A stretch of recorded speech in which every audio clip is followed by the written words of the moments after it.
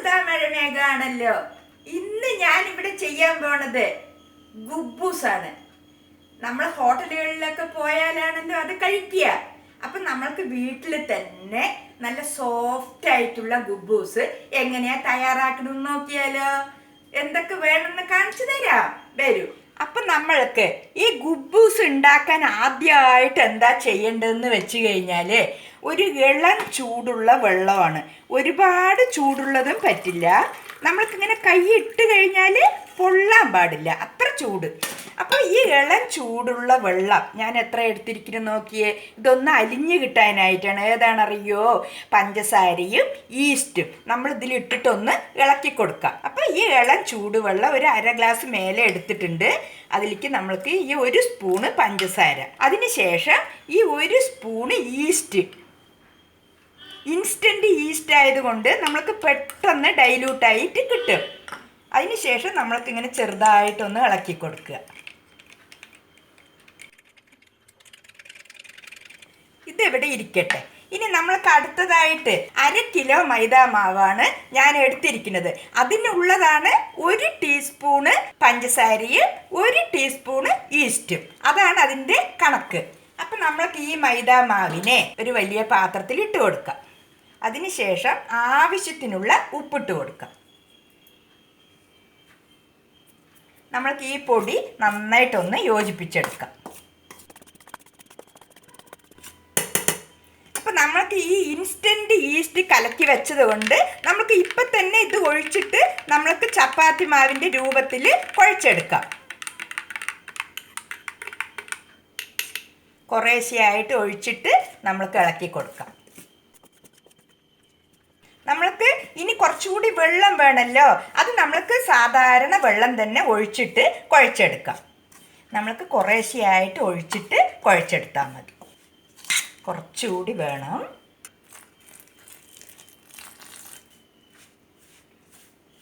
ഇതാ കണ്ടില്ലേ, നമ്മൾ ചപ്പാത്തി മാവിനേക്കാളും അത്ര ടൈറ്റ് പാടില്ല, ശകലം ലൂസ് വേണം. എന്താ കണ്ടില്ലേ.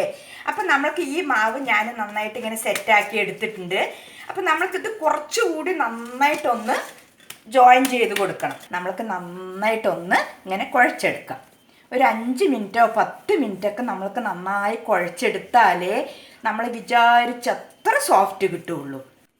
ആ ഈസ്റ്റും പഞ്ചസാരയും കലർന്ന വെള്ളം എല്ലാവിടെയും ജോയിൻ്റായി വൃത്തിയായിട്ട് വരണം. ഇതാ കണ്ടില്ലേ, മാവ് എത്ര സോഫ്റ്റാണ് കണ്ടില്ലേ. അപ്പം നമ്മൾക്കിത് നന്നായിട്ടൊന്ന് കുഴച്ചെടുക്കാം. ഇങ്ങനെ ഉള്ളിലോട്ട് അമർത്തി കൊടുത്തിട്ട് നന്നായിട്ട് കുഴച്ചെടുക്കാം. ഇതിൽ നമ്മൾ എണ്ണയോ ഒന്നും ചേർത്തിട്ടില്ല. നമ്മൾക്ക് ആദ്യം കയ്യിൽ ഒട്ടുന്ന പോലെയൊക്കെ തോന്നും, പിന്നെ നന്നായിട്ട് അത് മാവൊക്കെ ഒന്ന് സെറ്റായി കഴിഞ്ഞാൽ ഒട്ടില്ല. അപ്പം ഞാൻ നന്നായിട്ടൊന്ന് കുഴച്ചെടുത്തിട്ടുണ്ട്. ഇതിന് നമ്മൾക്ക് കുറച്ച് റെസ്റ്റ് ചെയ്യാൻ വെക്കണം. 1 മണിക്കൂറെങ്കിലും ചുരുങ്ങിയത് വെക്കണം. 1 മണിക്കൂർ 2 മണിക്കൂറിൻ്റെ ഉള്ളിൽ വെച്ചിരിക്കണം. അപ്പം നമ്മൾക്കിത് സെറ്റാകാൻ വെക്കാം. ഒരു ബൗൾ എടുത്തിട്ടുണ്ട്. അതിലോട്ട് ഈ മാവ് വെച്ച ശേഷം നല്ല വൃത്തിയുള്ള നനഞ്ഞ കോട്ടൺ തുണിയാണ്. ഇതിനെ നന്നായിട്ടൊന്ന് ഇങ്ങനെ അടച്ചിട്ട് വെച്ച് കൊടുക്കാം. അങ്ങനെ 1 മണിക്കൂറിൽ കൂടുതൽ ഇത് ഇരിക്കണം. അപ്പോൾ നമ്മുടെ മാവ് അപ്പോഴേ സെറ്റാക്കി വെച്ചിട്ടുണ്ടായിരുന്നല്ലോ, അത് വന്നിട്ട് 1.5 മണിക്കൂറായി ഇപ്പോൾ. അപ്പം നമ്മൾക്കൊന്ന് തുറന്ന് നോക്കാം. ഇതാ കണ്ടില്ലേ, നന്നായിട്ട് പൊന്തി വന്നിട്ടുണ്ട്. അപ്പം നമ്മുടെ പാത്രം ഇപ്പോൾ ഇത് കറക്റ്റാണ്. അപ്പം നിങ്ങൾ ചെയ്യുന്ന സമയത്ത് കുറച്ചുകൂടി വലിയ പാത്രത്തിൽ, മാവിനനുസരിച്ചിട്ട് കുറച്ച് വലിയ പാത്രത്തിൽ വെക്കുക. ഇനി നമ്മൾക്കിതൊന്ന് ഉരുട്ടിയെടുക്കാം. ഞാൻ ശകലം കയ്യിൽ ഓയിൽ തൊട്ടോട്ടെ. അപ്പം നമ്മൾക്ക് ഈ മാവിനെ നന്നായിട്ട് പതുക്കെ ഒന്ന് കുഴച്ച് കൊടുക്കുക. അപ്പം നമ്മൾക്കിത് ഈ ചപ്പാത്തി മാവ് ഉണ്ടാക്കുന്നതിനേക്കാളും കുറച്ച് വലിപ്പത്തിൽ ഉരുട്ടിയെടുക്കണം.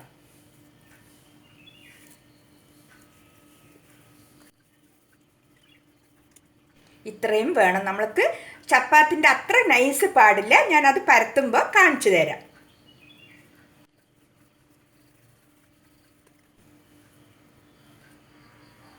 അപ്പോൾ നമ്മുടെ മാവൊക്കെ ഞാനിങ്ങനെ ഈ പൊടിയൊക്കെ തൊട്ട് നന്നായിട്ട് ഉരുട്ടി വൃത്തിയാക്കി വെച്ചിട്ടുണ്ട്. ഇതാ കണ്ടില്ലേ. ഇനി നമ്മൾക്കിത് ഓരോന്നായിട്ട് പരത്തിയെടുക്കാം. ചെറുതായിട്ട് ഇങ്ങനെ പൊടി തൂകിയിട്ട് നമ്മൾ ഉരുട്ടി വെച്ചതിനേക്കാളും വലുതായി കഴിഞ്ഞു അത്. പതുക്കെ ഒന്ന് പരത്തിയെടുക്കാം.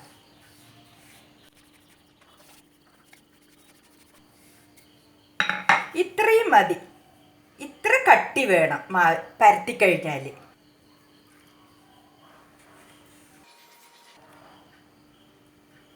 ചെറുതായിട്ട് പൊടി തൂവുക. അങ്ങനെ ഓരോന്നായിട്ട് നമ്മൾക്ക് പരത്തിയെടുക്കാം.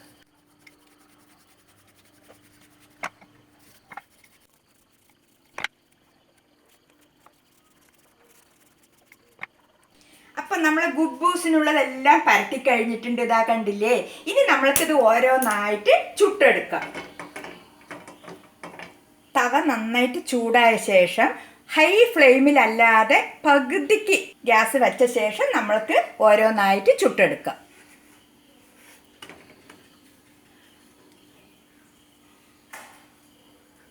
രണ്ട് വശവും ഒരേപോലെ ചൂടായ ശേഷം ഇങ്ങനെ മറിച്ചിട്ടാൽ മതി. ഒരു 3-4 തവണ ഇങ്ങനെ തിരിച്ചിട്ട് കൊടുക്കുമ്പോൾ നന്നായിട്ട് പൊള്ളി വരും. ഞാൻ കാണിച്ചു തരാം കേട്ടോ.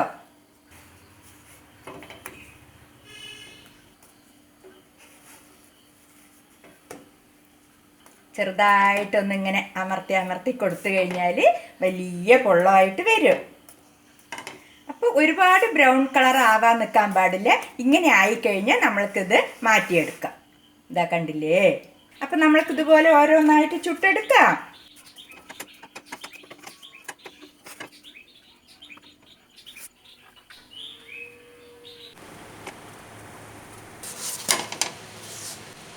അങ്ങനെ അമ്മ നമ്മുടെ പില്ലോ പോലത്തെ തലയാണ പോലത്തെ അടിപൊളി കുബൂസ് ഇവിടെ സെറ്റ് അല്ലേ? അതെ അതെ. എത്ര പെട്ടെന്നാണ് കണ്ടില്ലേ ഇത് തയ്യാറാക്കാൻ പറ്റുന്നത്.